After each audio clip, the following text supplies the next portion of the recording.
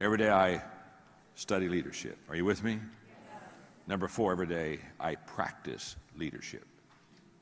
I practice leadership every day. I not only study leadership, but I practice leadership.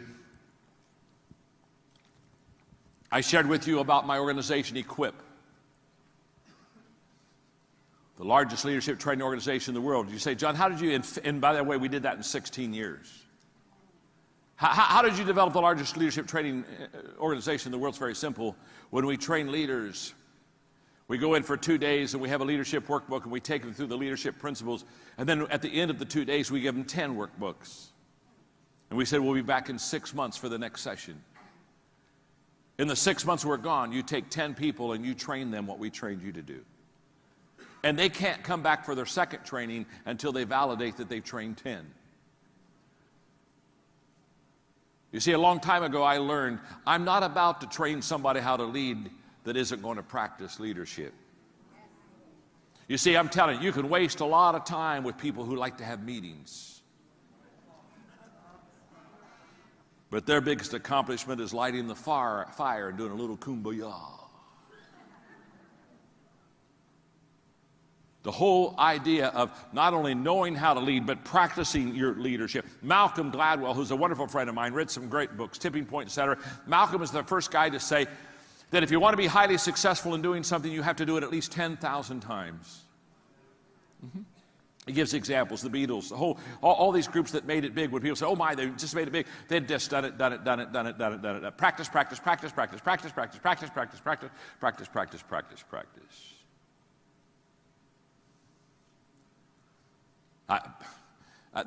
When Malcolm said that, I said, I wonder how many times I've spoken. So I went back and had my people do research, and I've spoken over 12,000 times.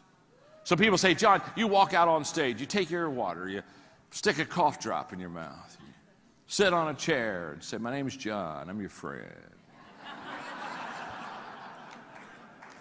You don't look nervous. It's like you're having a conversation with us. Well, I'm having a conversation with you. Absolutely, and I'm not nervous. I'm not nervous. I've done this 12,000 times. You say, oh, John, you look so natural when you do that. Of course I'm natural. I've done this 12,000 times.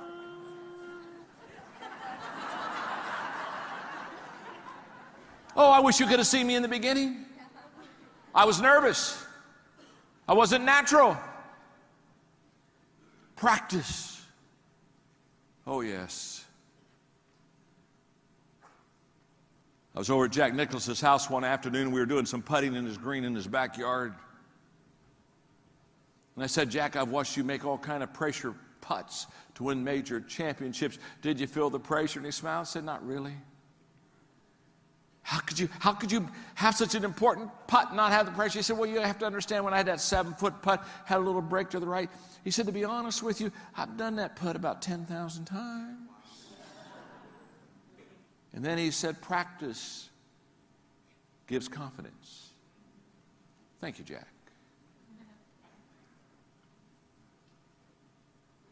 The rule of 5 says you got to practice leadership. Oh, I wish I had time. Okay. I don't have time, so I'm going on. Because the last one's important. But before I give you the last one, we got to review the first 4, okay? Get your axe out, gang. Get your axe out. We got 4 things to do. You got your axe? Come on. We got a tree here, huh? We got a tree. Okay. Well, when I pick up that axe, my first swing, the first thing I do is, in my rule of 5, every day I pick up that axe, and the second thing I do every day absolutely, and I pick up that axe, and the third thing I do is every day and that's right, and I pick up that axe, and the fourth thing I do every day is, oh, you are so stinking good.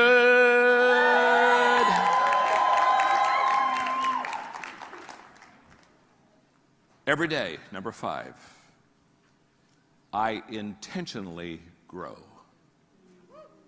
Every day. Every day I intentionally grow. Oh my goodness. Every day I intentionally grow. This is huge. If you'll just hang with me, can you give me Give me, if you'll just give me, can I have 5, if I have 5 more minutes, okay? 5 more minutes, okay. No, there are other things on the program, and I'm not wanting to disrespect anybody or the program, so if you could just, okay. So just, this is important right here. This is important because every day I intentionally grow. Are you with me? Yes. In 1977 I wrote this. It's laminated. Yeah, it's my prized possession. Because I wasn't in a growth environment. I wasn't lucky like you. I didn't belong to an organization named by Silas. I didn't belong to an organization that is an amazing organization that's breaking all kind of records. I didn't get to go on the rocket ride. I wasn't on a ride. I was on a donkey.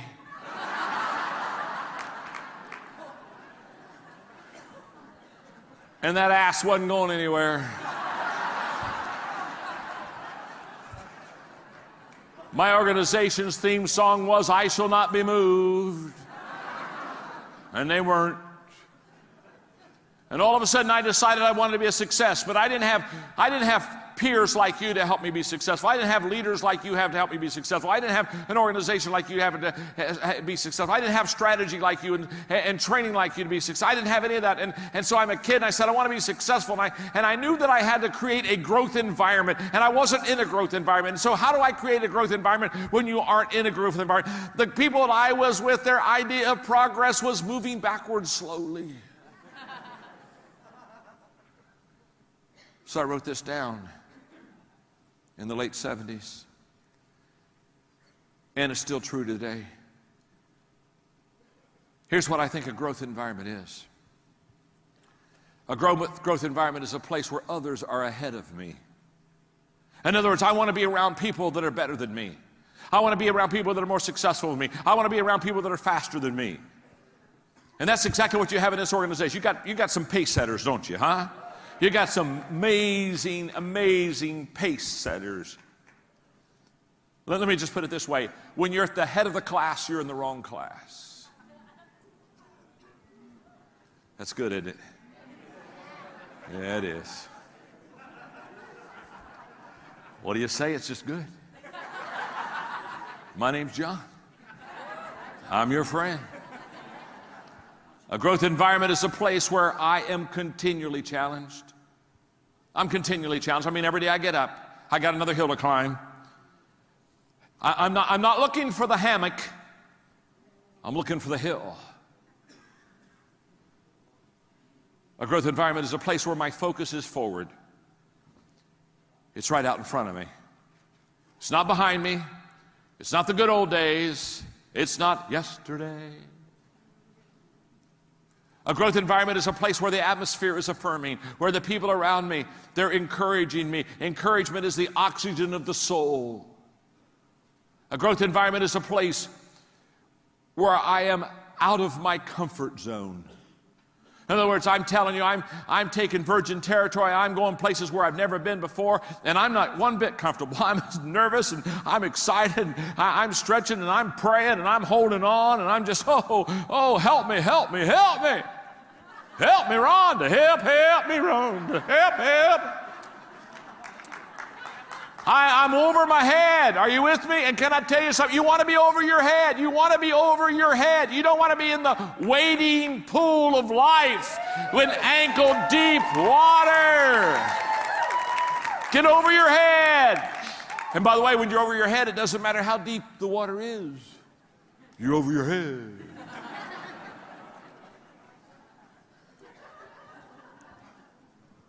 A growth environment is a place where I wake up excited.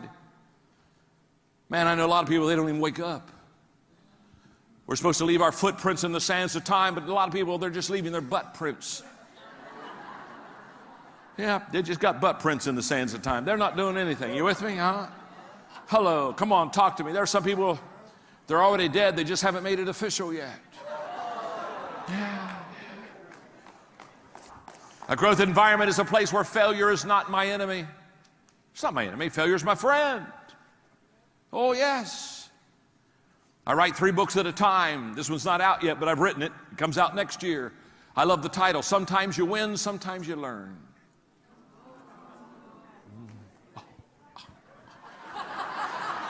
It's good, isn't it? That's good. It really is. A growth environment is a place where others are growing. Some of you, I've seen some people, they win the race, but it was because no one else was running.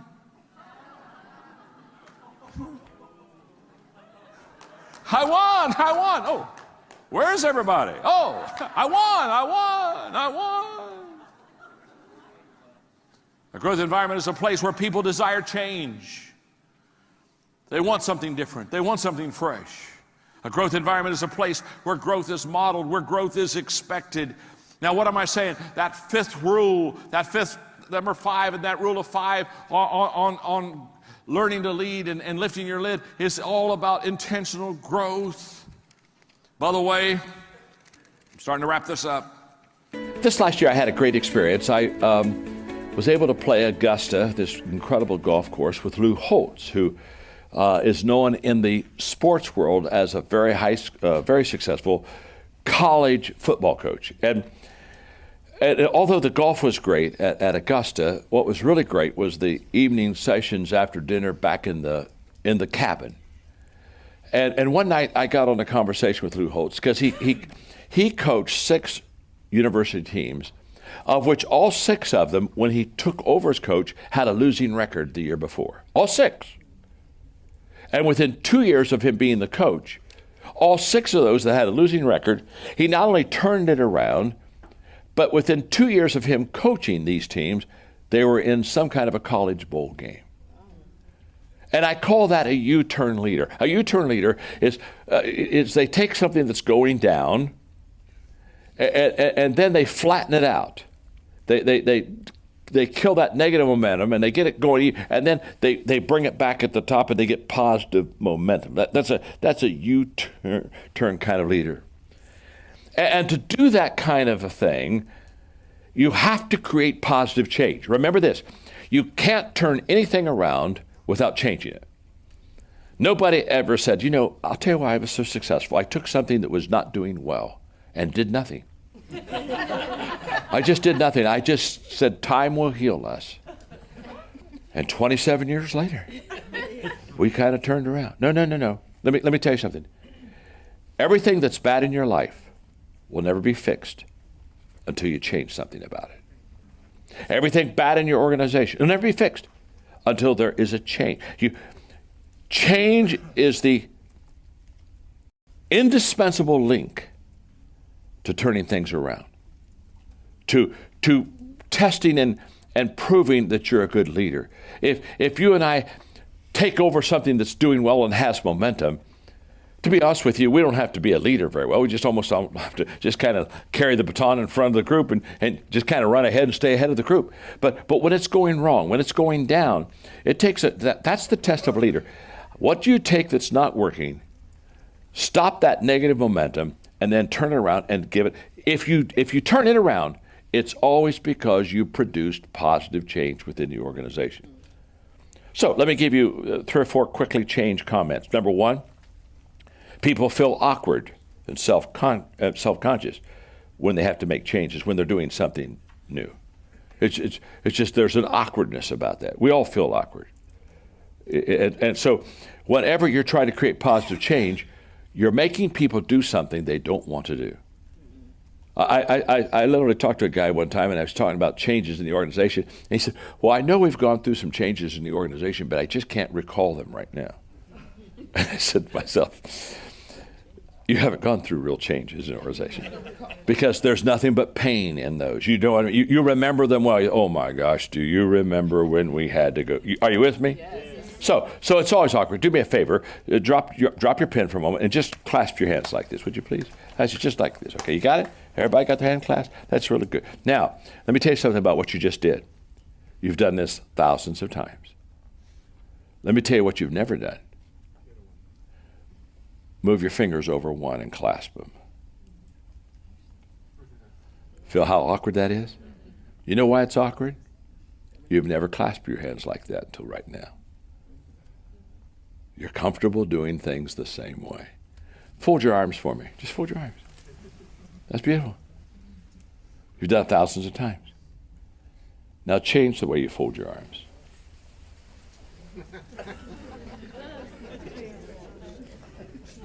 Feel how awkward that is? You know why it's awkward?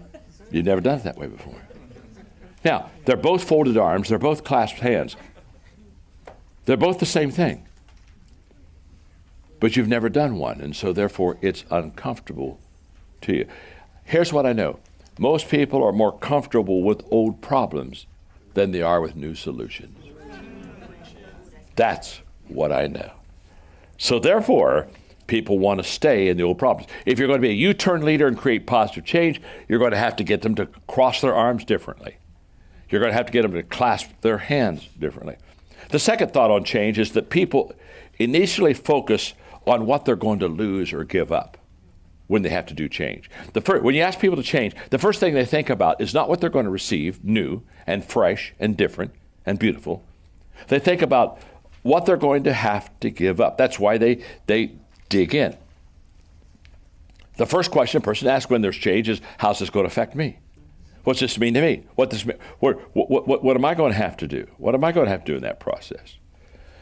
Because I know these two things about change, I can still remember when I was 27 and I had to lead my first congregation through a multi-million-dollar building program. And I was way over my head. And I can still remember spending days trying to figure out, how do I take a congregation that people vote on change, including multi-million-dollar building programs, and as a 27-year-old kid, convince them to build this big building and millions of dollars. How do I do that? But I had the privilege of meeting Norman Vincent Peale. My father really understood the power of proximity and how bring your children around around people that have greatness. My friend Diana Kokoska has a great statement. She said, people move toward the conversations you have around them. How true that is. And my father knew that. So again, good books in my hands, good experiences, but to think positive. It was from my father that I basically learned my positive life stance. And a positive life stance is more than just a positive conversation. It's a positive way to live. And the positive life stance just simply says, good things will happen. Good things happen in life. Bad things happen in life. And it doesn't matter who you are. You're going to have good things happen to you. You're going to have bad things happen to you. If I have a positive life stance, if I have a good attitude, the bad things that happen to me won't be as bad as if I have a negative attitude. And the good things that happen to me will be better. So therefore, I choose to think positive. I learned that, and I watched him live it. It was just incredible what I observed from him, and it just allows me to walk in sunshine. And my dad would say, John, it's not what happens to you, it's what happens in you. You don't have control of the outward circumstances, but you do have control of your inward spirit and your inward attitude. When I wrote the book, The Winning Attitude, one of the first books I wrote, really it was I think maybe it was the sixth or seventh book I wrote, but it was the first book that really sold well. Okay, let's start there. It's the first book that other people were buying beside my family. Let's go there. And when I wrote the book, The Winning Attitude, it was just basically copying all of the incredible positive thinking, positive attitude stuff that my father had given to me. Just incredible teaching. When I wrote the book, How Successful People Think, it came out of a conversation with my dad about how he thought and how he chose to think on the right things. When I wrote my first book, Think on These Things, it was out of Philippians chapter 4, verse 8, the things that are good, right, pure, think on these things. It was ingrained on me to think positively. And I look back at my life now and I say, my life was incredibly, unbelievably, beautifully changed because I chose the right attitude. And by the way, your attitude, your thinking, my father would say this all the time, is a choice. It's a choice. So the attitude that I have today, whether it's positive or negative, I chose. It wasn't something that, my boss put on me at work. And, if you had to live with my family, or if you had to work where I worked, or you had to live in the location I live in, you'd have a bad, no, it's a choice. It's a choice. And we get to make that choice. Isn't it amazing? Some of the most important things like positive thinking and attitude. In fact, I wrote a book called The Difference Maker. And the whole thesis of that book is that attitude isn't everything, but it's the main thing.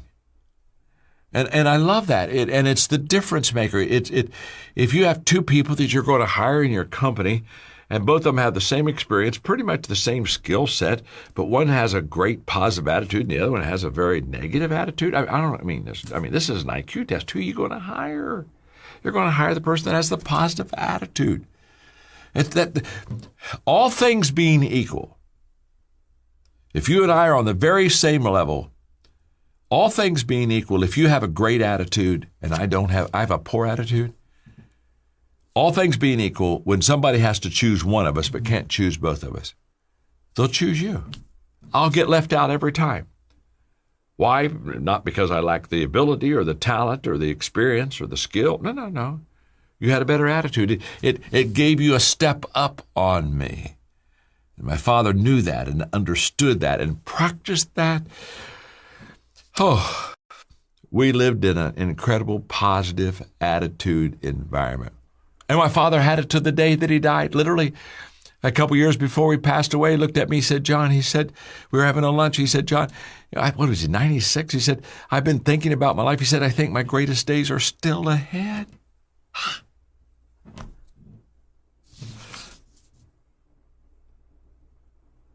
As a man thinketh in his heart, my dad would teach me, so is he.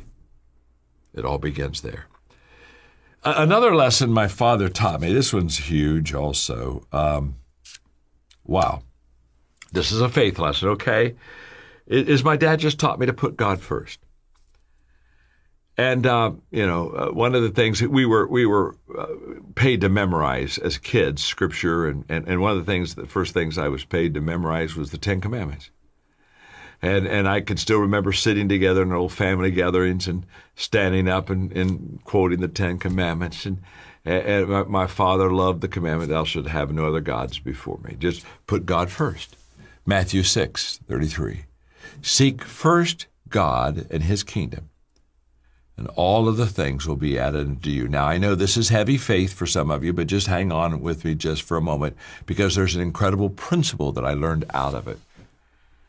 He just basically said to me that God is your creator, and God created you for greatness, and he knows what's best for you. Which takes me to the next question. Delegation, or for some of us, the lack of delegation, really can be the linchpin to priority management. Yet, how do you build that trust? Talk to me about the trust factor and how you can see that work with a partner like this. Yeah, you just have to, out of the gate, you have to trust.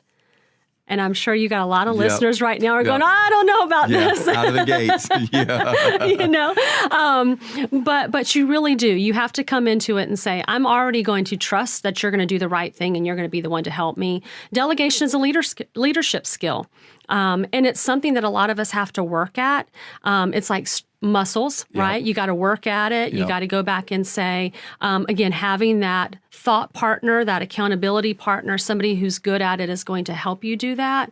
But ultimately start with, a small amount of things. Hey, this is what I want you to do.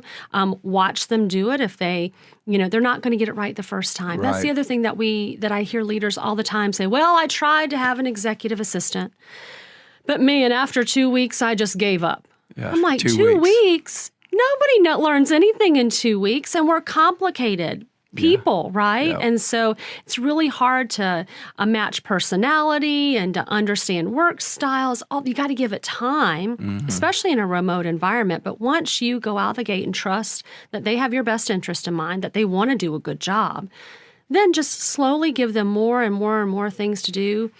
Praise them when they do it right. Yeah. Direct them if they need, some help in another way. But yeah, I think, like you said, trust is the start of that. And you're going to get better at it the more that you do it. Yeah. I've had so many friends use Belay. I've had a friend that's helped start Belay. You got to be a part of all that. Yeah. And one of the things that I love that they would tell me through the years of your world is you bring the best of the best that were designed and made to come in and support. And then us as leaders, as executives, as people that are trying to get focused, it is our responsibility to come back and trust. I want to camp right here for just a moment because I believe the best way to demonstrate trust to someone is one, patience. Give them time to learn you. They know the craft. They know the trade. They know the trade. Belay wouldn't bring them to you. But give them time as a person to understand. The best way I know to help somebody understand me is what I call contextual leadership. Yeah. Not, hey, I need you to go book this travel.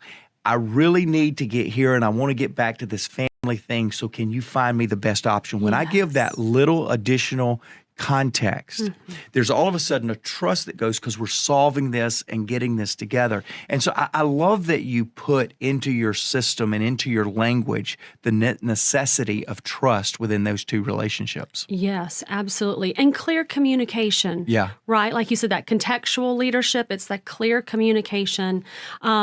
And what we find is that people need help on both sides of that, right? So we need to encourage our leaders to have clear communication. They think they do. Sure they do. Sure they do. Don't we all? Just ask me. I'm a great communicator, right? Yes. It goes back to John saying, nothing else distinguishes effective executives as much as their tender, loving care of time. And oftentimes we go, oh, you're saving me time, so you'll never get any time with me. That's not saving time. You're actually creating more of a challenge if you don't spend time building that trust and making that connection. Yeah, I meet with my executive assistant for an hour every week. See? How can I fit in an hour? Because again, I know someone's going, I already don't have time. That's right. Now you want me to go get an executive assistant who needs another hour of my time? That 1 hour is going to save me 10, 15, 20 hours in the week because I'm able to delegate things to her. Now, here's the great thing. We've now been working together 4 years. Excellent. Right? That's very exciting. Excellent. So she's already reading my mind. Now, it didn't happen at first, but to your point, I spent time with her. She understands me. She understands how I think. So that hour now, we're advancing our relationship to more complicated issues because I'm investing in her. I love it. Laysolutions.com is where you want to go ahead and figure out how to get a partner on your team like we've been talking about. Can I ask you another question? Yes, please do. All right. Either now or in the past, what are some reasons that you see that keeps leaders from delegating? Yeah, I mean, I think you hit on it earlier, trust. Yeah. I think trust is really big. I think sense of urgency would be another one. I can do it faster. It's going to take me longer to train somebody. Hear that all the time. Oh, I don't have time to train anybody. It's just easier if I do it. And then the one that comes really close to that is ego. Wow. So break that down. Yeah, because we're going to say, well, I'll do it better. I don't need anybody. Why would I need somebody to come in here and help me book my travel? I got this. I can do it all on my own. Yep. You know, they feel weak by having somebody come and assist them. Now, this is what really blows my mind, though, is that rarely does a business leader feel that way about many other positions in their organization. Is that right? Right? So they'll go out and hire somebody in sales because they'll think, oh, you know, I'm pretty good at sales, but I know I can find somebody better. Or they'll say, there's no way I can do my own books, you know, or I've been doing this Google spreadsheet. Because most people start out that way. Yeah, exactly. But you know what? And now is the time. I'm going to go ahead and bring in somebody to build an accounting team, or I'm going to hire my CPA to do that. But for some reason, it is really hard for busy leaders to understand that the commitment, that the resources that you spend to hire an executive assistant are as important, if not more important, than those other roles within your organization, because you're able to grow your capacity. Yeah. You're able to focus on the things that only you can focus on. But yeah, put your ego to the side. Realize that they're going to do it so much better than you. Yeah. You know, as you were talking right there, LZ, I was reminded that John said, if you have a dream that is bigger than you, if you don't have a dream that's bigger than you, number one, I apologize. I'm sorry that the world is all about you.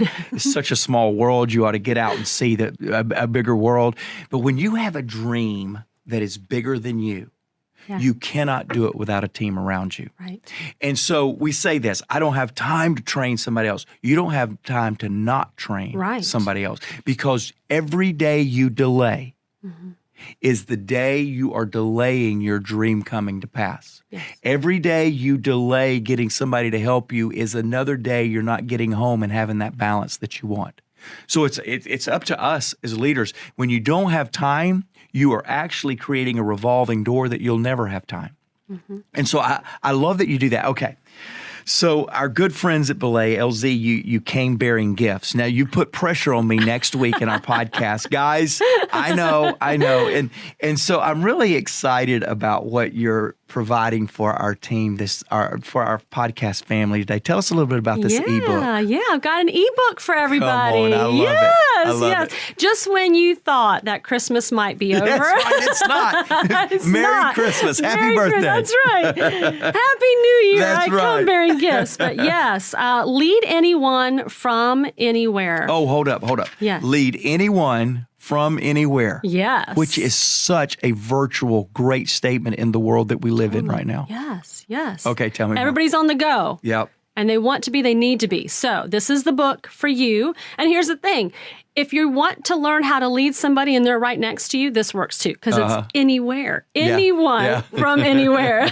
So even the person sitting right in the next cube beside me, Totally. I've got a name that comes to mind right here. Okay. Yes. So that means everybody needs to go and to get this book. And it's very, very simple. All you need to do is text Maxwell to 55123 to download it. Again, that's Maxwell to 55123. All right. So our YouTube listeners and viewers, proof, I have it right there. It's on my phone, and I want to know why you haven't already done it. You're slower than me, and when it comes to technology, don't take pride in being slower than me. Lead anyone from anywhere. It's a short read. Look at this, Chapter 2. Doing more with less, the benefits of fractional hybrid workforces. Oh, yeah. I'm ready. I'm so excited. Hey, LZ, what a quick, wonderful way to add value to people. And I would just love you one more time to just, what's the heart behind Belay, and what are you guys doing for people like me and people like our podcast listeners that we can't do for ourselves? This is why I wanted to partner with you. What you're getting ready to say, and we did not even script this, but I know what you're getting ready to say because I'm a benefactor of it. I have so many friends that are a benefactor of it. Why Belay, and why are you so passionate about helping our podcast listeners? Yeah, because we want to give busy leaders time back, right? Come on, time yes. back. We want to help make their lives better. I believe that in my core. Before we started recording, I told you. Yeah, you did. You know, that I have been a virtual assistant. I know what it is like on that side now, leading the organization. We get tickled over all the success stories that we hear about people who are able to make their kids' ball games, who are able to give back to their communities more, who are able to grow their business. We love this. We love it. We love it. We love it. And so we want to help busy leaders get more time to do the things that they're passionate about. And, man. You have added so much value today, LZ. Thank Don't you. forget, text 55123. You get a free ebook, Lead Anyone from Anywhere. Those of you that just want to go straight to the bottom line, I need help. You're waving the white flag. Go to belaysolutions.com. Hey, thanks for partnering with us. No, thank And the reason I say that is because we are about adding value to people. And if I can say anything about Belay, you guys add value to people so that they can multiply value to others. When you take something off, you give me more time, I can go home and be a better dad, a better grandparent because of what you guys do. So thank you very much. I'm going to talk about accountability not as a word, but as a principle.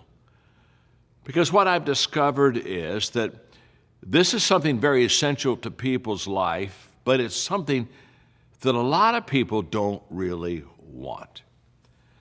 I've often said in leadership that I would never follow a leader that wasn't accountable. Somebody asked me that one time, well, why would you not follow a leader that is not accountable? And I said, it's because I don't trust them. And they kind of looked at me as a negative person, and so I kind of wanted to just kind of rattle their world a little bit. So I said, I don't trust you either. And then I said, oh, by the way, I don't trust me. You see, we're all human. And we all have times in our lives when we don't do the right thing.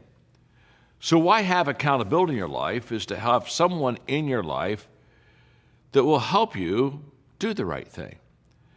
I had an accountability partner for many years as a leader.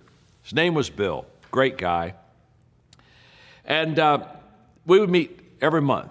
And I had him ask me the hard questions on purpose because I just wanted to make sure that I would do the right thing. And to be honest with you, to do the right thing is easier if somebody holds you accountable than if no one holds you at all accountable. And so every month we would have a lunch together. It'd be about an hour and a half. And in that lunch, he would ask me 5 questions. And in those 5 questions, I would answer them.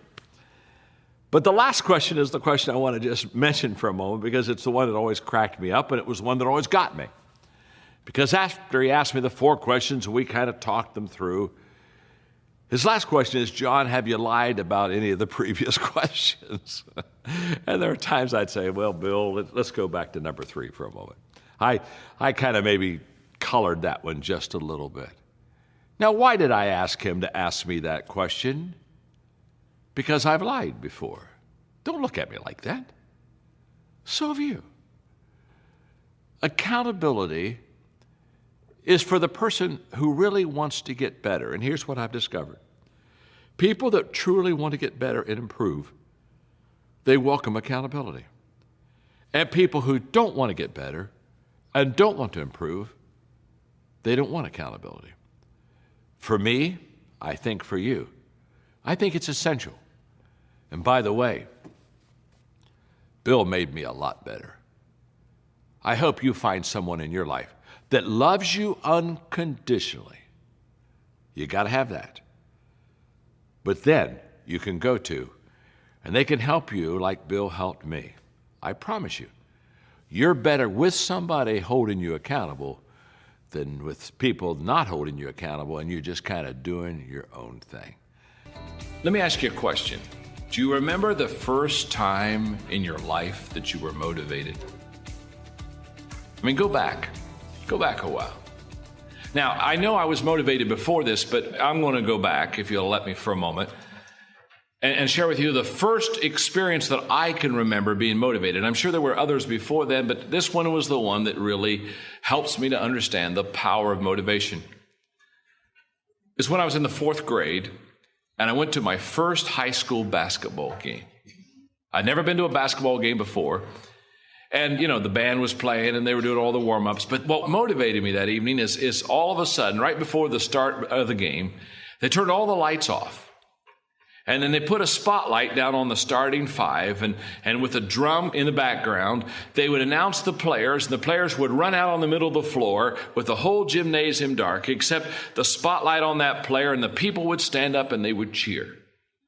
I can remember I was in the balcony, I was hanging over the railing, only as a 4th grade kid would do. I'm hanging over the railing and I'm watching these ball players run out on the basketball court, and I'm watching everybody cheer and everybody get excited about the game and about the ball players. And that evening, I can still remember how I felt. I said to myself, I'm going to learn how to play basketball.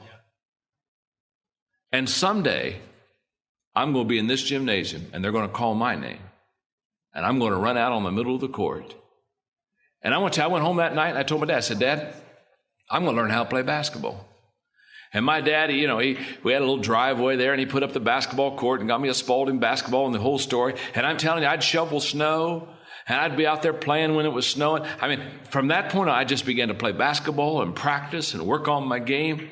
And I can remember when I got to the 6th grade, you have this little 5th grade ball and 6th grade ball. I played on Franklin School's 6th grade basketball game. And in the city, we were one of the 2 best teams. And the championship for the 6th grade basketball team in Circleville, Ohio, was to go to the Mill Street gym and play basketball on the court where I'd seen the big boys run out for the starting lineup. And I'll never forget what I did. When we got there, all the other kids got to practicing, and I remember taking my basketball and going over and sitting there in the seat where those guys sat. And I closed my eyes. I turned all the lights of the gym off. And then I announced my name, and I dribbled the ball out to the center court.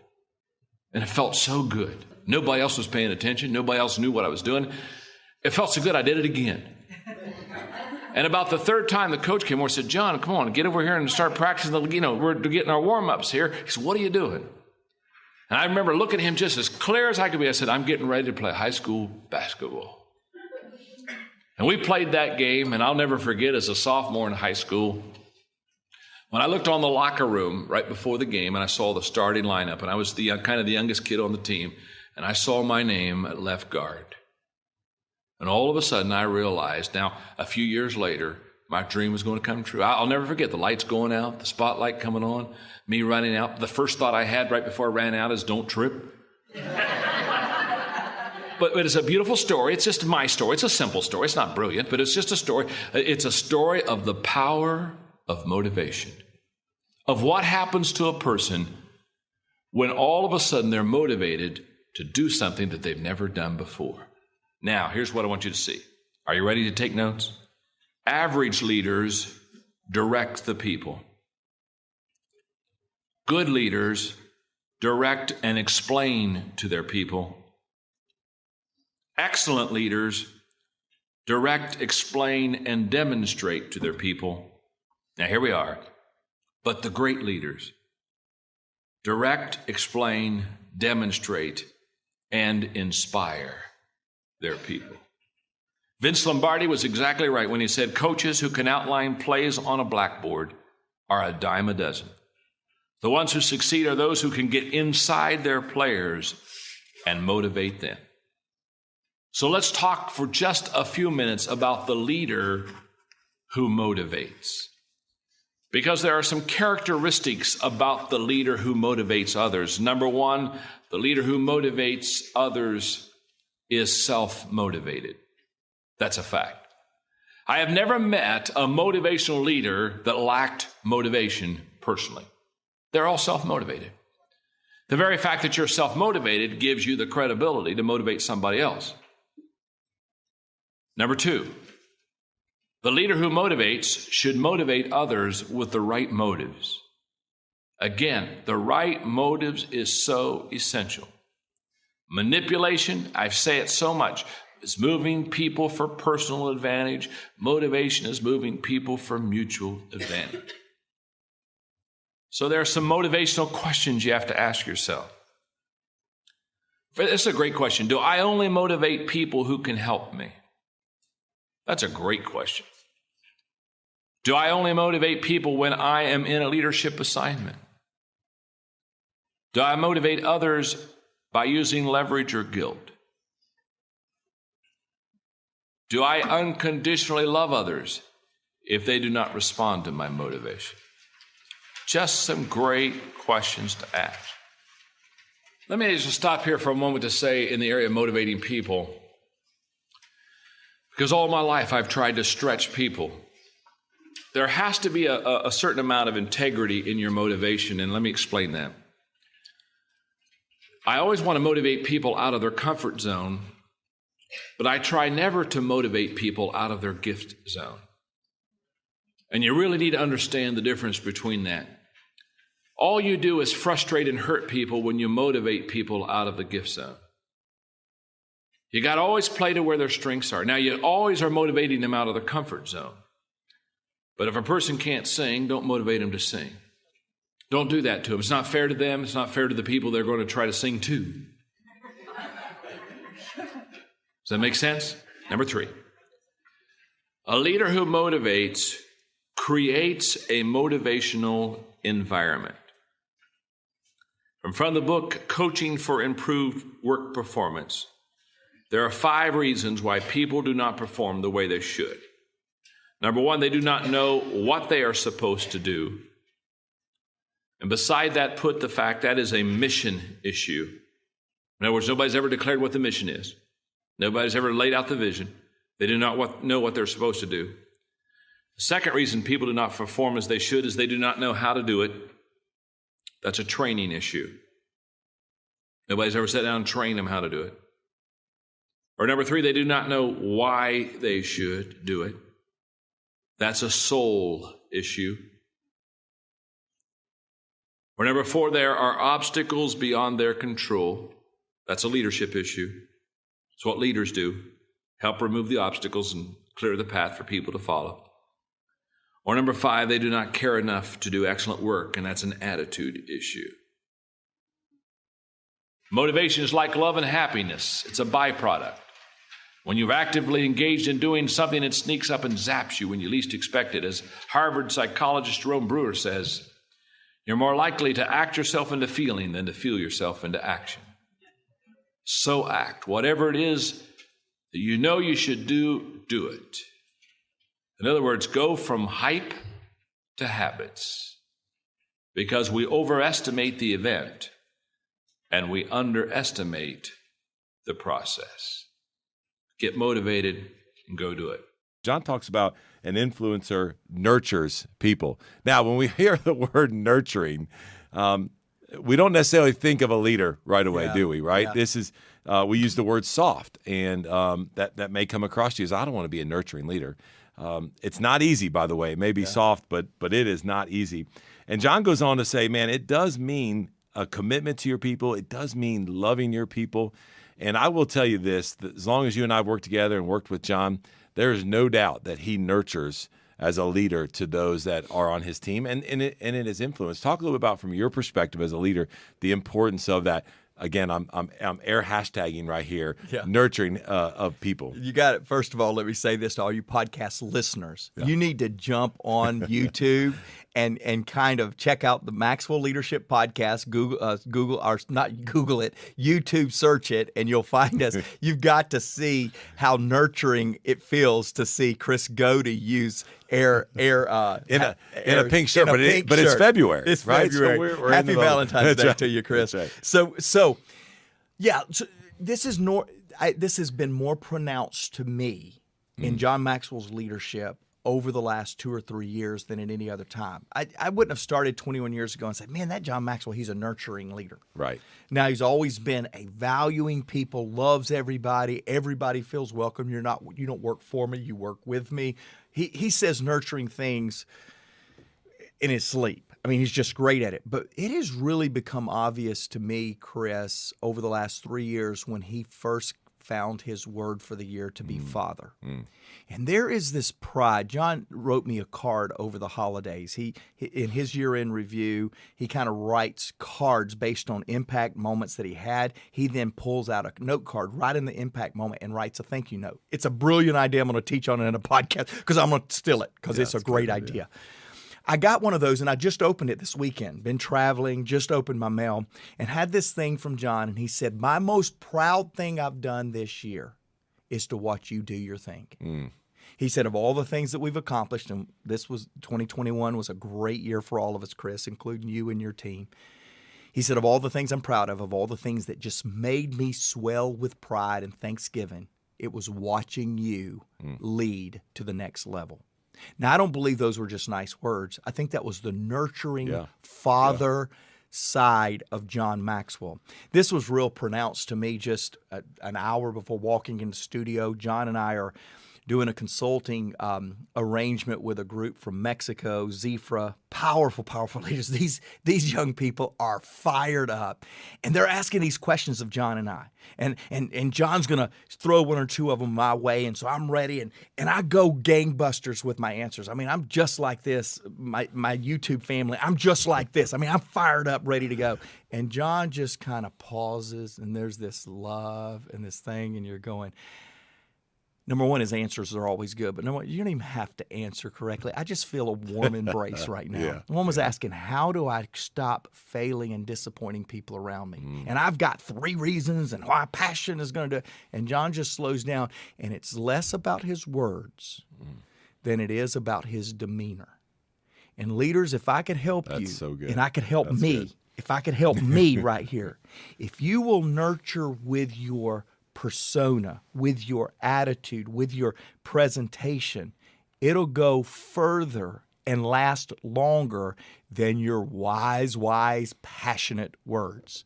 And I'm still learning that. I'm not a nurturing leader. I have this hard charge. If I can fire you up, we're going to get it done. Yeah. And John just goes, man, if I can make you believe in yourself, Yeah. you're going to get it done. Yeah, and when you were just talking about that, I was like, man, I know that I tied that to a comment he made. And even in your show notes here, he says nurturing people does mean lifting people to a higher level. Yeah.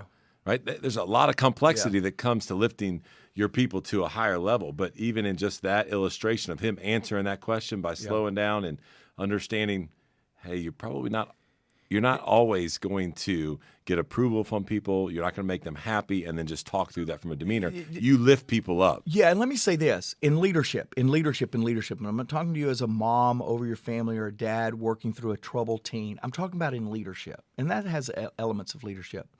There's a big difference in nurturing and enabling. Yes. And many leaders feel like if I nurture, then I am enabling you or empowering you to less than. Yeah.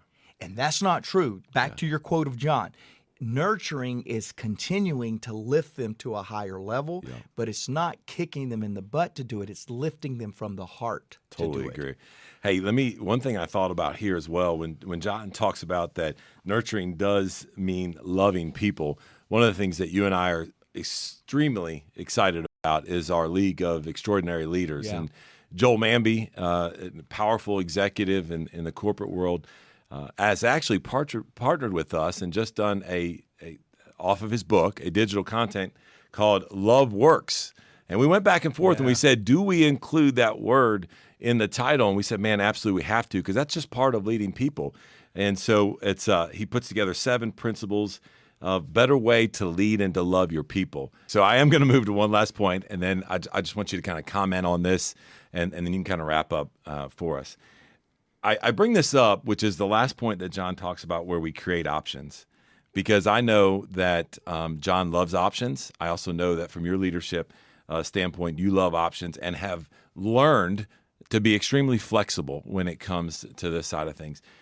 He talks about a quote from Andy Stanley in there about where, hey, listen, I may be unclear, but I am certain about certain situations, right? When you have that mindset and you can communicate to the team, and I share this because I just want you to talk about this because I've seen you live this out, where you come into our organizational meetings or our leadership team meetings, you go, man, I am certain this is where we're going. This is what we're going to be doing. I don't know how. You're going to help me figure that out. I need the creativity of the team to help me figure that out.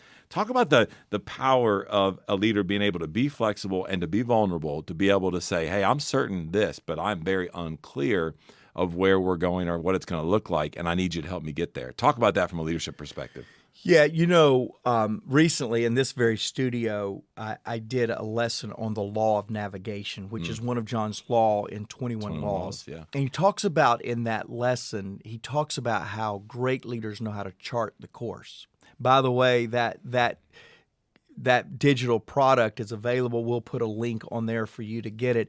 It's a digital product on the 21 Laws. But as I was teaching the 21 Laws, I began to talk about my responsibility, because John's given me a lot of credit through the years, not on the 20 other laws, but he did give me credit like I had one of the laws. Got a lot of work to do, team.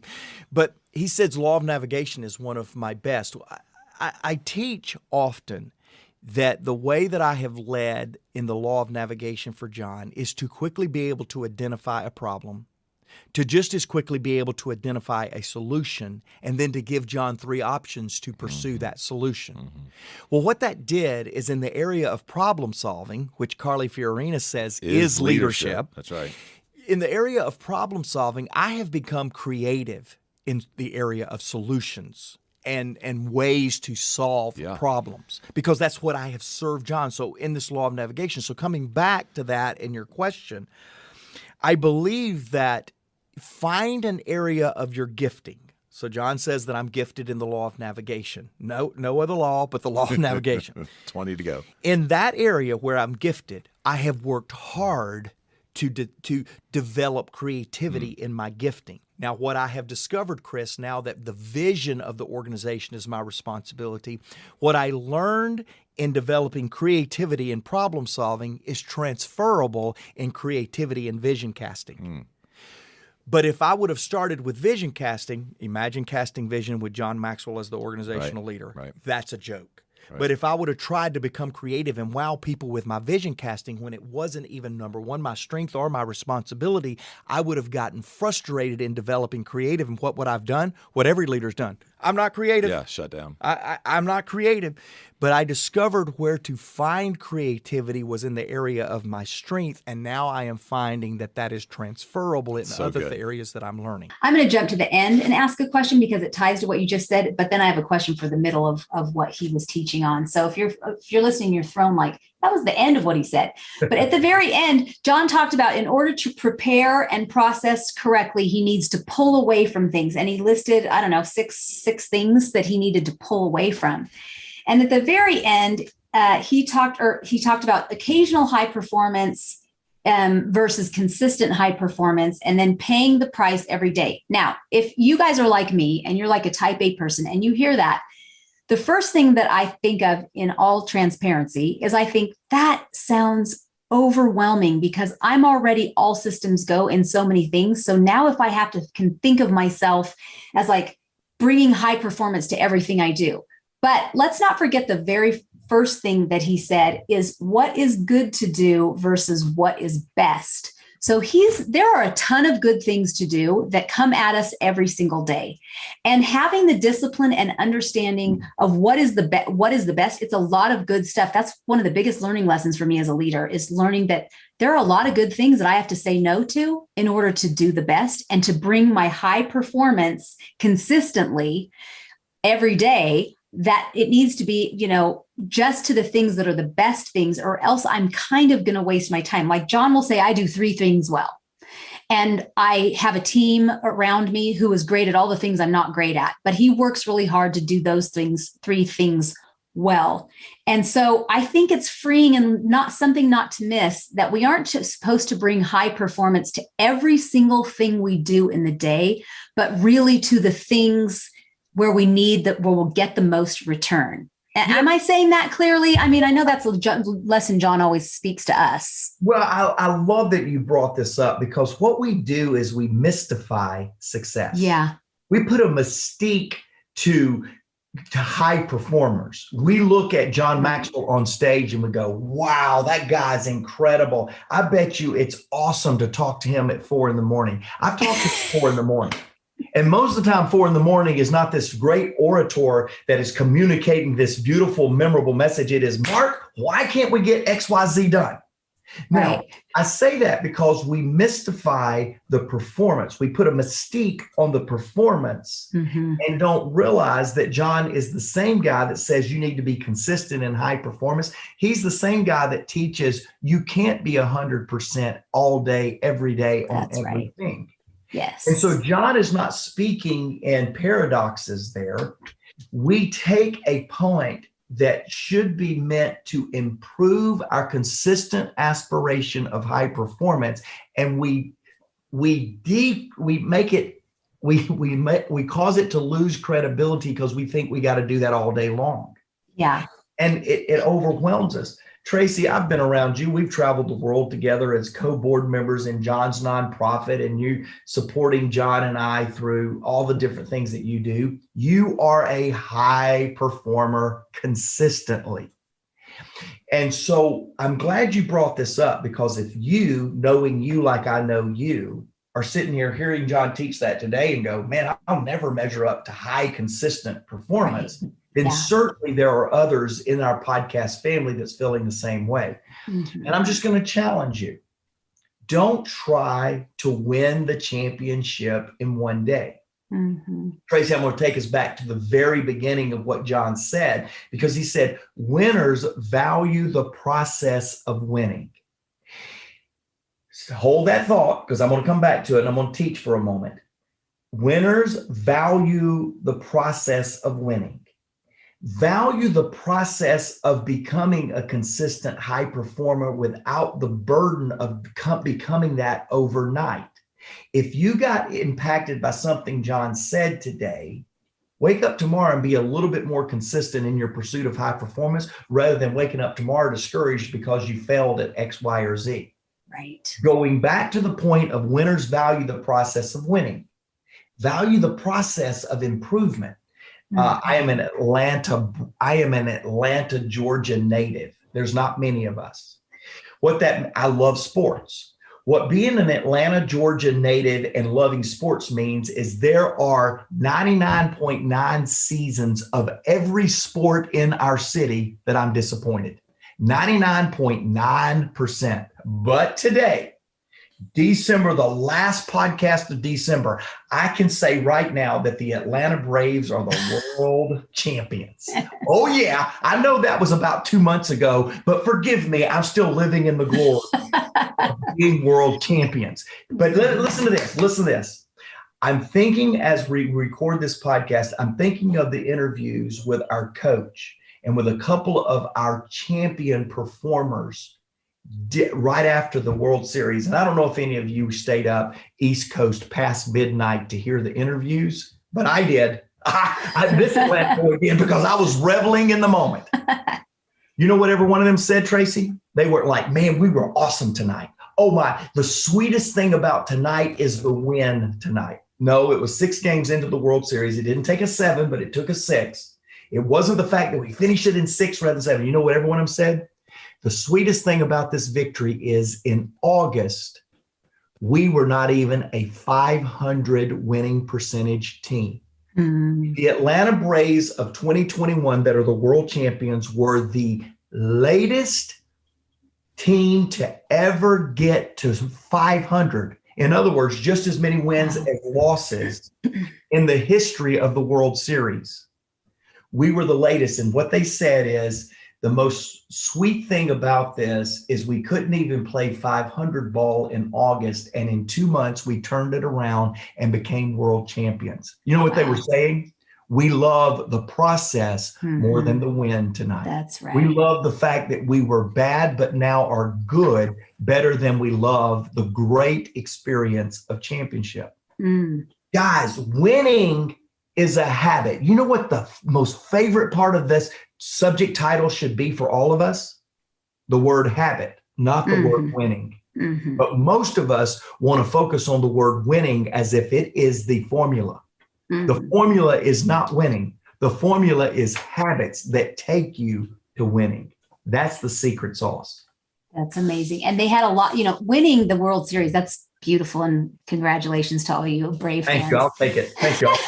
But it really is, winning is not necessarily winning the end. It's all the wins along the way, the successes that you find along the way so that you enjoy the process. And so if some of you are thinking like, man, I have some bad habits. I quickly grabbed, while I was listening to John, I grabbed off my shelf this book, Today Matters. And John referenced it, but I want to encourage those of you, if you don't have it, get this book. If you do have it, go pull it off your shelf. And it's like, this is what it'll look like on your bookshelf, red and white. And so for those of you who are watching us, but in the first page, before he even gets to chapter 1, he says, just for today. And he makes a list of 20 things maybe. And 20 things to do. So if you're like, I'm not really sure how to create healthy habits. I've just been one of these people who, like Tracy, tries to go 100 at everything. And then I realized I don't need to go 100 at everything. Mark talked about when we travel for transformation to these countries, and, we are with the people and you're all giving 100%. And then you get back on the bus and you go to the next event. And on the bus, we're all very kind of, well, John is talking and teaching always, but in that moment, we're kind of quieting ourselves because we don't need to be at 100 when we're on the bus. And so there's those moments in the day where you can give yourself permission that you don't need to bring 100, except for those moments where it really is going to bring the biggest return. So if you're looking for a launch pad for that, or to try to wrap your head around those habits that Mark talked about, open up Today Matters and look at just for today, the list that he put there, which I think is so powerful. There's this quote, Albert Einstein says, try not to become a man or woman of success, rather become a man or woman of value. Yeah. And that's not at the day where you win the World Series. That's every time. Are you a person of value? Every time you show up where it's going to bring the biggest return, which he then goes on. It kind of leads me to the next one. Are you okay if I ask another question? Yeah. Oh, yeah. Okay. So he talked about when he decided whether he was going to be a wing it speaker. And this, sorry if that was on my microphone, pierced my heart because I I know that there were times as a young speaker that I winged it. I called it in because I knew I had charisma. I knew my topic. I could teach it like that. If somebody said, "Hey, Tracy, can you stand up here and talk on this?" I knew that I could do that. But there came a time where the first time I ever heard John say this, it was very convicting to me because I think I was relying on my natural gifts rather than developing my gifts. So I want to ask our podcast audience, number one, what are you winging that you need to put a little bit more preparation into to knock it out of the park, to really honor the moment where you get to influence other people? What are you winging that you need to put more time into and take away time from something that's less of value, but really where your sweet spot is that you need to not wing, but really prepare for, so you just kill it? And then my second question is for you, Mark, and I'm just curious, what are you tempted to wing in the day? And how do you keep yourself from relying on your natural gifts and talents? Because you have many. Yeah, thank you for that. I love this question. I love how you highlighted it, and I love how you challenged our podcast listeners to identify where they're winging it.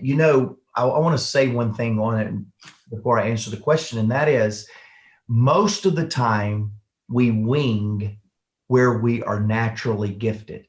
In other words, John is one of the greatest connectors I've ever met. Now, what I really mean by that, he's one of the greatest communicators I've ever heard. But he doesn't see communicating as getting a message across. He sees communicating as connecting with the audience. Mm-hmm. That's why I call him the greatest connector I've ever met. He connects with people from stage better than I've ever met. What John was saying is, years ago, he could have winged it because he's so good at it. Yet he decided he wanted to be excellent with it. Right. So most of us struggle with the winging it syndrome on the things that we really have the opportunity to be unforgettable with. See, you won't be unforgettable by just being good. You will be unforgettable when you are better than anybody else. John's good because he decided he wasn't going to settle with being great at a natural gifting. He decided he was going to go to the next level of greatness by being unforgettable. Mm-hmm. Back to your question, which is probably true for most of us podcast listeners. I wing it with relationships. I'm a relational person. I'm naturally gifted to be relational. But I have found that if I rely on relationships, the higher the level and competence of relationships around me, the least effective I am because I was not intentional with that. And so I'm convicted with your question to go most often, whether it's a leadership moment with my team, whether it's a moment to communicate with a president or prime minister of a country, I don't always spend a lot of prep time on relationally connecting with people, doing a little biographical research, finding out what they like, what they don't like, because I don't need all that information to connect with people. Yet if I spent time to get to know their interests coupled with my natural gifting, I would be unforgettable.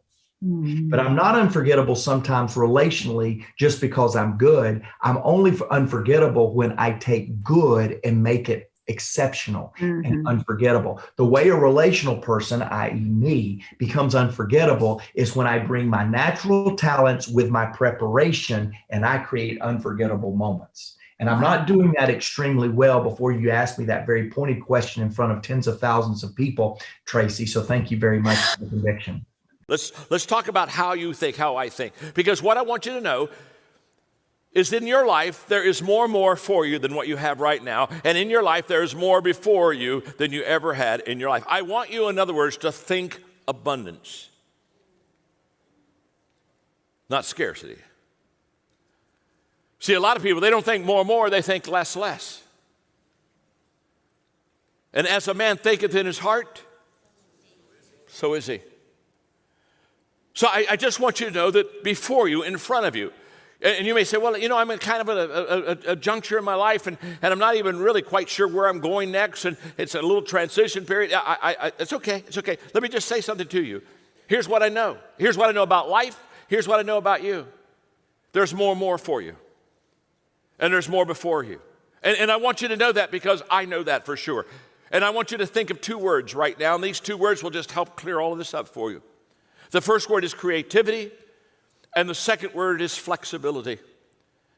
Because the moment that you really not only understand, but you begin to embrace and live out these two words, you begin to enter into the more and more before world that I want for you. Creativity. What creativity really says is this, that there is always an answer. You show me a creative person, and I'm going to tell you, at the core of their creativity is not some kind of genius or some kind of a way that they can think out of the box. We put a lot of talent to creativity, and it is a high talent. But what I want you to understand about creative people is, at the core of a creative person is this: they believe there is always an answer. That's what keeps them creative. Think about it. If you don't think there's an answer, how creative are you going to be? How long are you going to hang with that idea? How long are you going to try to work it and percolate it and create it and make it something bigger? So creative people, they believe there is always an answer. So they already think, if I really work hard and use my mind and I get creative, there's something out there that I haven't discovered. There's always an answer. Now look at the word flexibility. The word flexibility says there is more than one answer. I love this. There's more than one answer. And so when I start this life, I've got to understand that, wow, there's not only an answer, but when I get the answer, that's not the only answer. I was asked the other day, John, you seem to be constantly striving to improve yourself. How do you handle best? And I say, well, every day I try to do my best. And at the end of the day, if I did my best, I said, boy, I did my best. And I'm glad I like best. But tomorrow best is the foundation I build off of. Best can get better. You see, best becomes a problem when you think it's best. Then you want to mount it and have a trophy, have a celebration, and take pictures, have a chicken tour. You see, what you got to understand about best is best if you're giving your best right now. So we like best, but you got to understand beyond best is something better than best. And so you don't rest on the best. You don't rest on the best because you understand you can improve it. You can always get a little bit better. You can always excel a little bit more. You can always push it a little further. You can always climb a little bit higher. Best is wonderful. And so when I run into people and they say, oh, this is as good as it's ever going to get, I want to walk in their life and say, my name's John. And if it's as good as it's ever going to get, I feel very sorry for you. Should we bury you now? You hit your highlight, you might as well go to heaven. Everything else is going to be less. No, you understand that best can get better and more can get more. And I want you just to understand, creativity says there's always an answer. Flexibility says there's more than one answer. So therefore, when I think I have found it, when I think I have succeeded, when I think that I have really grabbed this, what I want you to know is I'm not there yet. There is no finish line. In other words, I take risks now financially. Just recently, in the last couple of years, we've bet everything in a belief that we can make our future bigger, better, brighter. And I'll be honest with you, I signed these documents, I mortgaged house, I did all this stuff, and I didn't even think about it. I'm like, wow, I've lost everything before. There's a rebound in me. And so I never want to lose that and allow acquired possessions to stop me from risking those for the future and the betterment of others around me. And so that would be one example. When you go through that, and I was there because of some mistakes. I did not have to go the destitute route. I made mistakes to get there. But one of my takeaways from that is monetary possessions and financial gain is nothing but a tool to do greater impact. It is not a controlling mechanism to stop me from risking greater impact in the future. Mm-hmm. Mm-hmm. I think it's critical to point out here, crucial to point out here to our listeners. I think they can hear you say that and think, maybe they're assuming. I'm going to make an assumption here. You might be listening and think, oh, Mark Cole can do that. He has the means to make those big steps and mortgage his house or buy all in and not think about it because there's a big safety net underneath there. But what you're saying is you have actually taken away the safety net when you do those things. You aren't leaving a little safety net. You are going all in on something. And these are big deals and big all-ins. And you don't just wake up one day and you get to go big all in. It starts in the potato chip counting days when you don't have a whole lot and you go all in, when there isn't a whole lot to lose, but you're kind of saving your face, saving skin, saving your reputation and what your parents might think or your family might think or your reputation.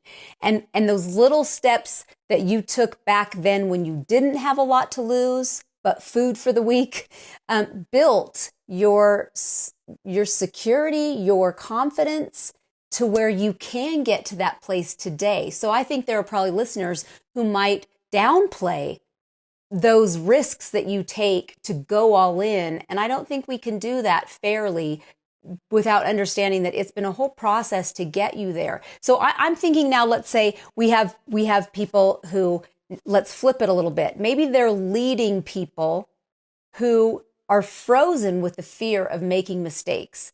And if they don't know their people well enough, which it's really important that we know the people that we lead, they might not understand what is holding them back, those fears that are maybe rooted in childhood and rooted in something in young adulthood that have them, gripped with fear from making a mistake in their professional life. So can you talk a little bit to leaders who are leading people who, or maybe a whole group of people in their organization who are gripped with fear and who aren't taking necessary steps or risks in their professional lives that are necessary in order for the team to move forward? How does a leader move the team forward if they're gripped with fear of mistakes? I think that you really got to grasp what John's saying in point number 2.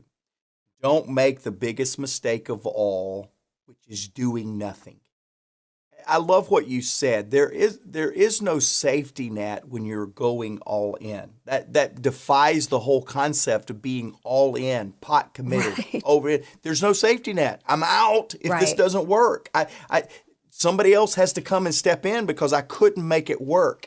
And I think that we've got to get that mindset because oftentimes we risk what we can manage rather than risk what we can't manage. And when we risk what we can't manage, that's all in, and that's making a decision. I'm not going to sit here and do nothing. And that I think that's the biggest thing, Tracy, to capture in this lesson is what is it? John, in the middle of this lesson that he's talking right now, he said he was asked the question a long time ago, what would you try if you knew failure wasn't an option? What a great question. Remember that? You've been asked that question. It's one of those questions. What's the 2 greatest days of a person's life? It's one of those rhetorical questions we've heard over and over again. What would you risk if you knew failure wasn't an option? Or what would you try? John said, I've got a better question for us. What would you risk if you knew failure was going to happen, but you would learn from it? Oh. So there's something so big that I can go in and calculate I'm probably not going to make it, but it's going to be okay. That's the mindset that we're after because I believe back to this quote I used at the very beginning, failure is not the opposite of success, it's part of success. Ariana, that is exactly right. Ariana Huffington had it right. Success and failure are not opposite, they are codependent.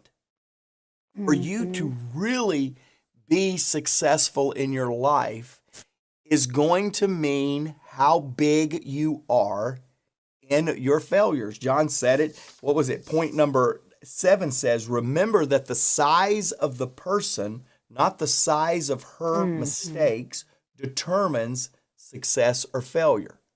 Failure is not failure if you become better in the middle of it. Or failure is not final if you become better in the middle of the experience. That one thing, if I could release all of you from feeling like failure is final and failure is defining of who you are, I believe those are the two greatest sources of fear that stops people from trying something so big that failure is probable. I agree. Well, I will let you close this out, but I just wanted to give one more encouragement to our friends, whether you're watching or listening. You might be having your mind blown a little bit, and a little bit of fear is creeping in, like, dare I believe this? Dare I trust John enough to take me to this next place? And I just want to encourage you, his last point was allow your mistakes to take you to the next level. Let your attitude about your mistakes, forgive yourself, leave it in the past. It's in the past. Leave it there. Don't carry it into your future, friends. And let this be something that really, your attitude, let it determine the altitude of where you go, friends. We're for you. So many of you, thanks, Tracy. So many of you are listening to this and going, wow, when's John's book on return on failure coming out? I need that. And guess what? You're going to have to wait. But I know out of literally thousands of new listeners and viewers every single week, I know that there's new people out there to John's world. And there's a book that he's written on this that I believe will really help you. One is, it's right behind Tracy right there. She's got it all set up for us. But it's also this book I'm holding in my hand. Sometimes you win and sometimes you learn. And really it helps with the attitude, the perspective with which we deal with failure. I've asked our team if you would give them a discount, if the team would give you a discount as the podcast family, and they have. And so in the show notes, we're going to include a link to be able to order this book. Sometimes you win, sometimes you learn. We're going to give you a 15% discount when you use the keyword podcast. So make sure that you put that in there for the discount that you will receive. I will tell you, I would recommend you buy a half a dozen, and resource your team with a perspective, especially those of you that are trying audacious, BHAG things in 2022. Get your team to understand failure is not final, and that's the way to do that. There's 2 other episodes that I want to encourage you to listen to and point you toward that will help you with the same subject matter. One is Redefining Failure. It's a podcast we did not too long ago. And then the other is Failure is Not Final. Both of those podcast links can be found in the show note. And really, here's what we're trying to explain to you today. Our standout statement is this: fail forward. Make something happen that is so big that when it doesn't work out exactly how you want it to, you're big enough to stand that test. Hey, we have always, over the last few weeks, we've been highlighting listener comments or listener questions, and today is no exception. Your feedback, your passing the podcast along to others is the fuel that gets Tracy and I up on days like today, excited to come in here because we see and sense and smell and taste and can actually experience impact that's happening. But as a leader, we need to continue to keep it in front of us. We need to continue to talk about it. And that word is integrity. Today's title is Leading Yourself with Integrity. Sounds like a very rich topic. Perry, what are you thinking about this? Where are we going? Well, I'm working on a project for a client, and this question came up about how do you lead yourself with integrity? And I just realized as I was researching and doing some just digging into it myself was that we often teach about how to lead others with integrity. Are you a high integrity leader? And it generally comes down to how I lead others. But I think integrity really starts with me. It really starts with ourselves and how you lead yourself. It can be easy for us to try to do the right thing for others and then shortcut our own integrity on how we do things. So I really wanted to dig into what are the components of integrity and how would one lead yourself with integrity? How do you grow it? Yeah, and Perry and I spend a lot of time talking about leading teams and the organizational impact, and this is just kind of taking a step back, and it starts with self. The hardest person to lead is yourself. And oftentimes integrity comes into that. And so we want to just kind of spend some time talking about that today as you're listening to us or if you're watching us on YouTube.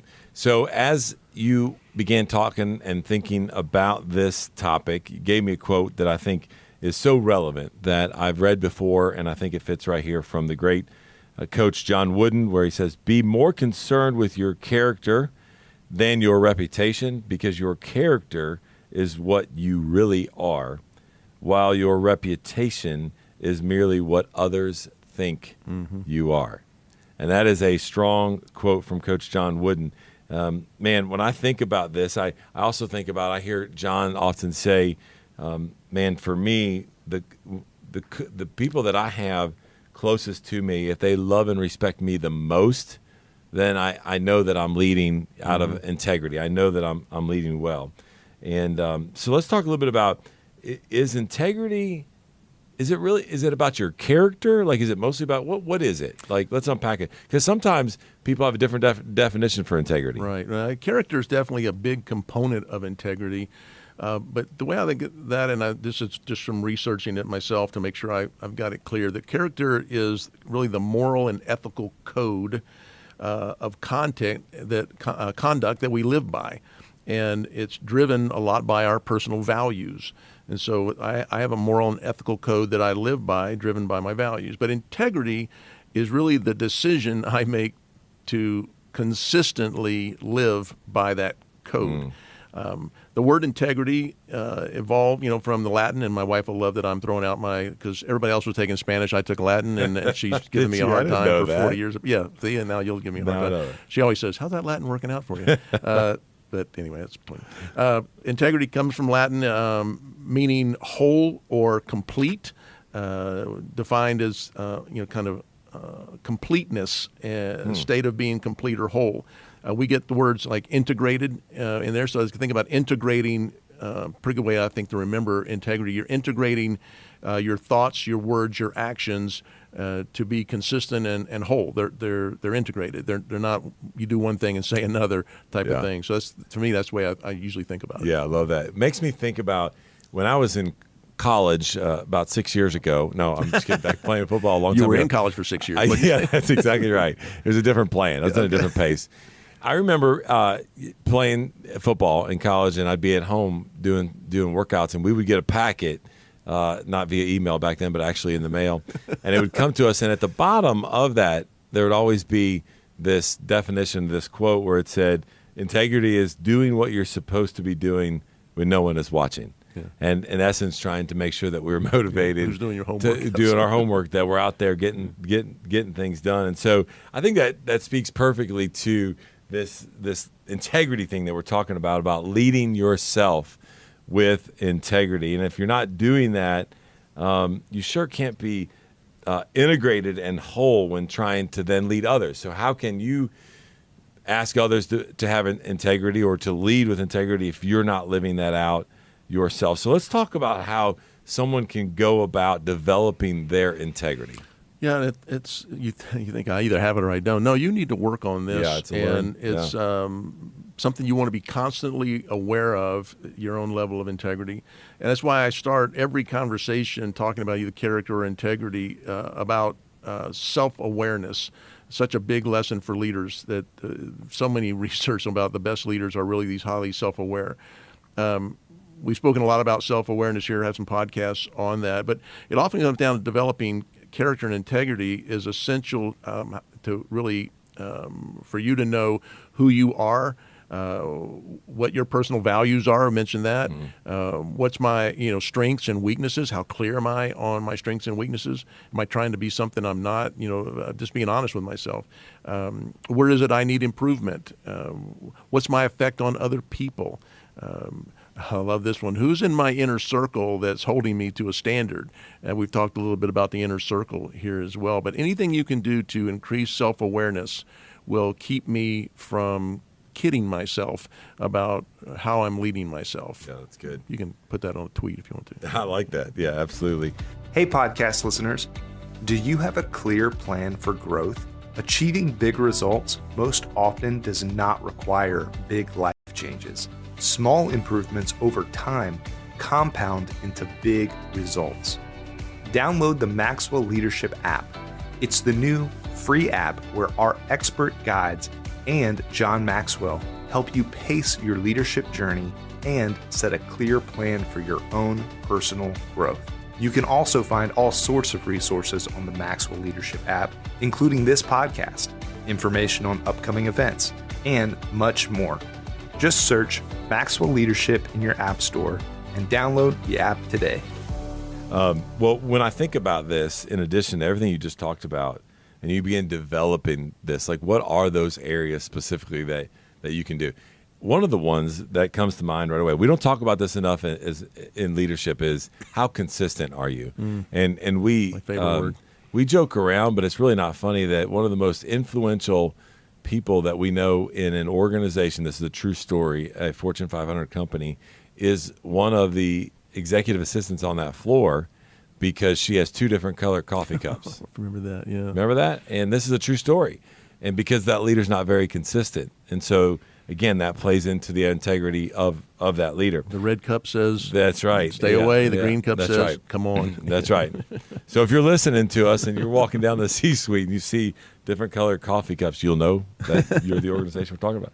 The other one is about authenticity. You know, Harvard Business Review did a study and said, man, what is the top attribute about leaders that when you look at the top 200 leaders around the world, and authenticity was number 1, and it wasn't even close to number 2. How accountable are you to yourself? This is big, even building off of what you just talked about, not even awareness of self, but then being accountable. And then the final thing is, how integrated are your words with your action?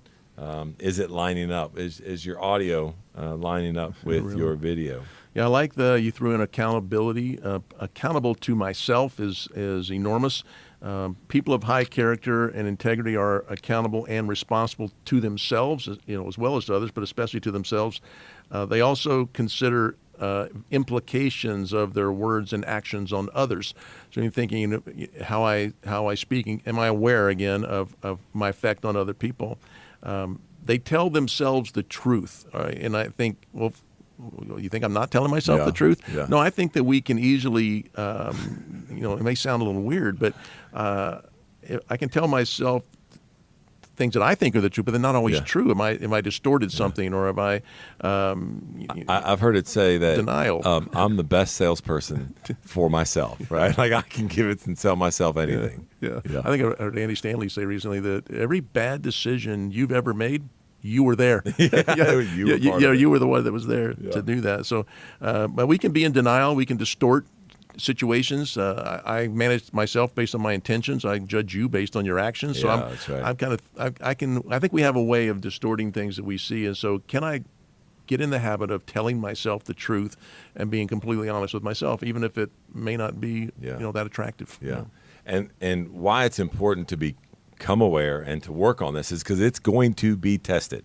Oh, yeah. It has been tested. You're probably sitting there saying, oh, man, that just this morning, just yesterday. Absolutely, it's going to happen every single day. And so your character and your integrity are going to be tested as a leader. And I know I've heard you teach on this. And I know that you've included this in the Learner's Guide. Again, referring you back to maxwellleadership.com/podcast, where you can download that, where you've mentioned 4 different areas to where you're really tested about this when it comes to character and I think and integrity. I would encourage you as you go through them, everybody being honest with you, tell yourself the truth. Where are you most susceptible? Yeah, I'll probably share an idea that I had on this, but go ahead. Yeah, let's do it. So there's 4 areas, and then I'll let you share. Is money, finances there, liberty or freedom. That's number 2. Number 3 is recognition, and then the 4th one is pleasure. Yeah, so you think about anytime you're dealing with money, you have a chance to do things for money. The way money pops up there, liberty or freedom. I'm the boss. I can do. I have the free reign. Free reign. I can do what I want.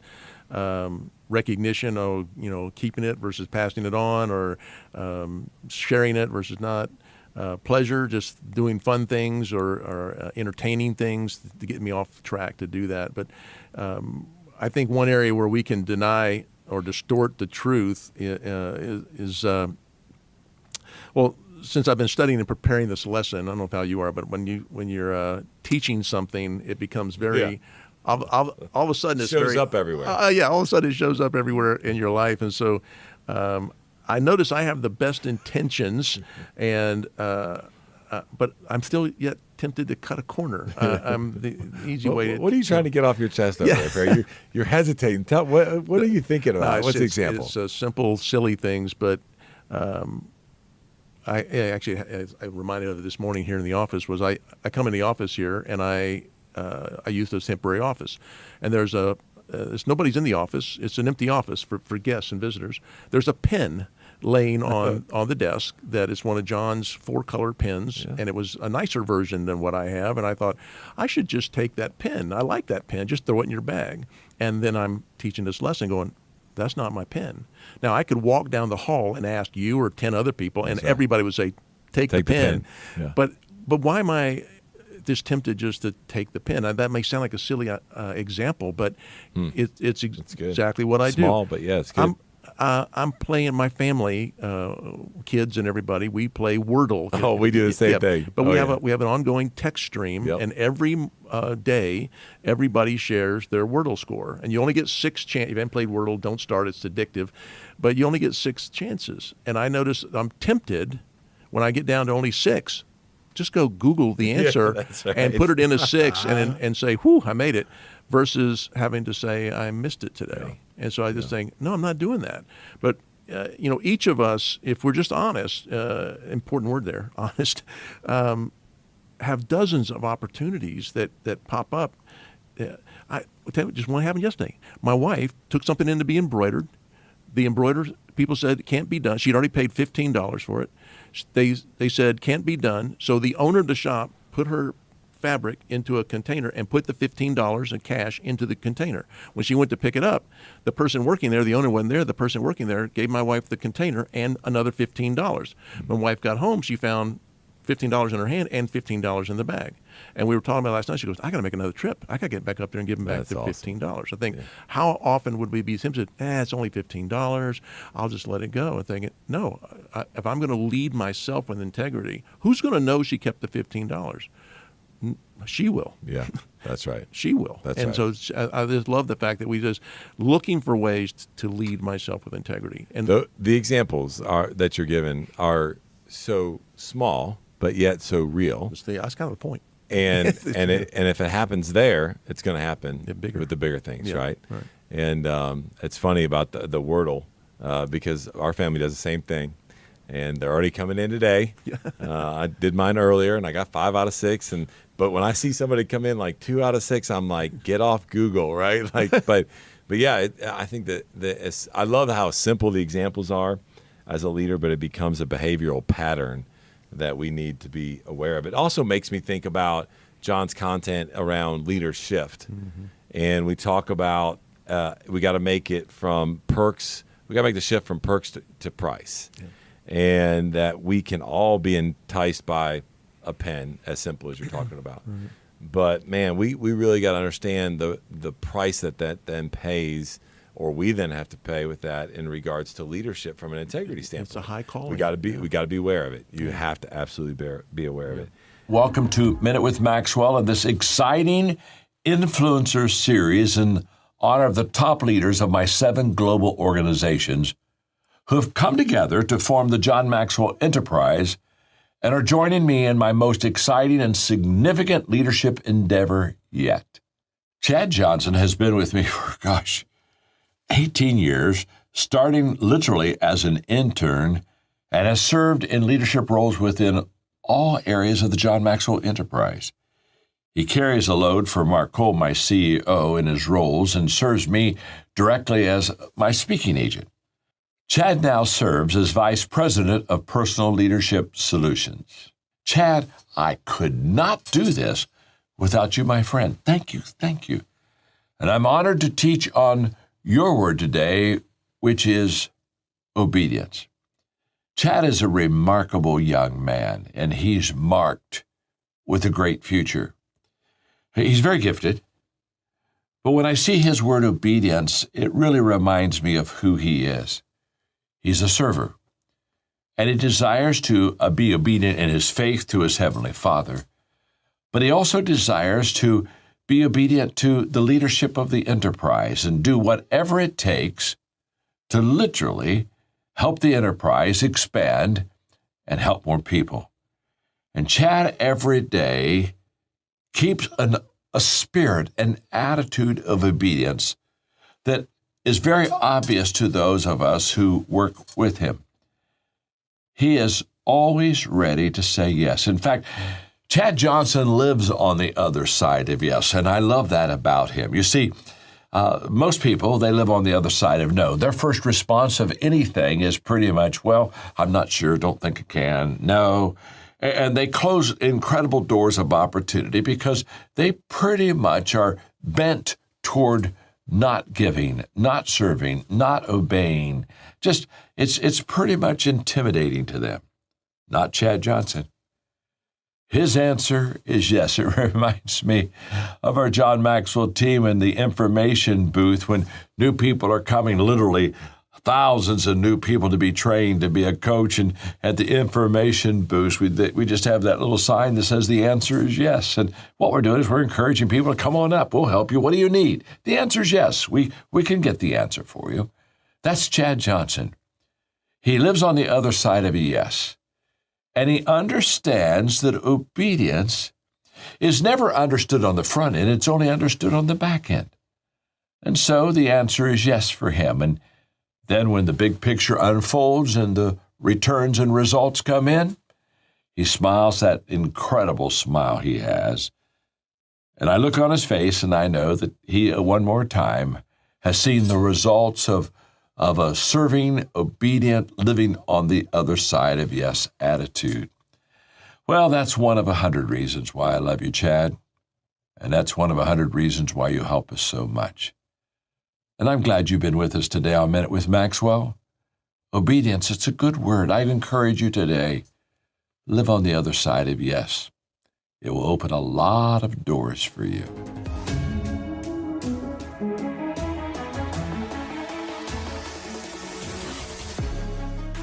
Welcome to the Maxwell Leadership Executive Podcast, where our goal is to help you increase your reputation as a leader, increase your ability to influence others, and increase your ability to fully engage your team to deliver remarkable results.